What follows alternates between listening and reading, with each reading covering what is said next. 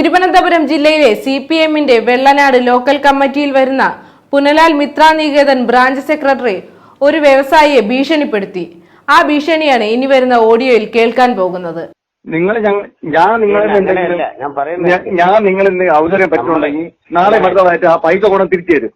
അങ്ങനെയല്ല, നിങ്ങൾ ഞങ്ങളെന്തെങ്കിലും ആനുകൂല്യം ആ രീതിയിലുള്ള ഞങ്ങൾ ഇടപെട്ടിട്ടുള്ളത്. ഒരാളെ നിങ്ങൾ ഒന്നും പരിഗണിക്കുമ്പോഴേ ബാക്കിയുള്ളവർ ഞങ്ങൾ പരിഗണിക്കുക. എന്നെ പരിഗണിക്കണ്ട നിങ്ങളും പരിഗണിക്കണ്ട.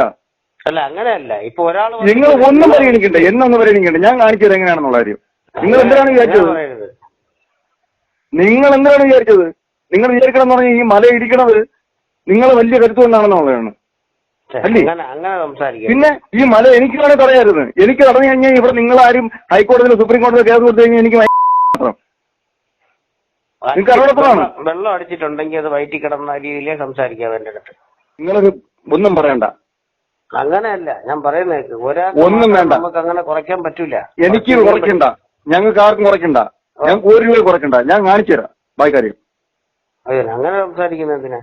വ്യവസായം പരിപോഷിപ്പിച്ച് വികസനം ഉറപ്പുവരുത്തുന്നതിനും ജനങ്ങളെ ദുരിതത്തിൽ നിന്നും കരകയറ്റുന്നതിനും മുഖ്യമന്ത്രിയും ഗവൺമെന്റും കിണഞ്ഞു പരിശ്രമിക്കുമ്പോഴും അതോടൊപ്പം വ്യവസായ മന്ത്രി തന്റെ കണ്ണിലെ കൃഷ്ണമണി പോലെ വ്യവസായങ്ങളെ കാത്തുസൂക്ഷിച്ചു വരുന്ന കാലഘട്ടമാണിത്.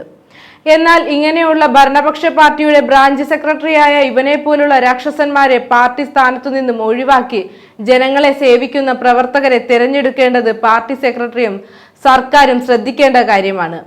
ശ്യാംകുമാർ എന്ന ഈ ബ്രാഞ്ച് സെക്രട്ടറി ഗവൺമെന്റ് ജീവനക്കാരനായിട്ടും പാർട്ടിയുടെ ഔദ്യോഗിക സ്ഥാനം ഗുണ്ടായിസത്തിലൂടെ നേടിയെടുത്തിരിക്കുകയാണ്.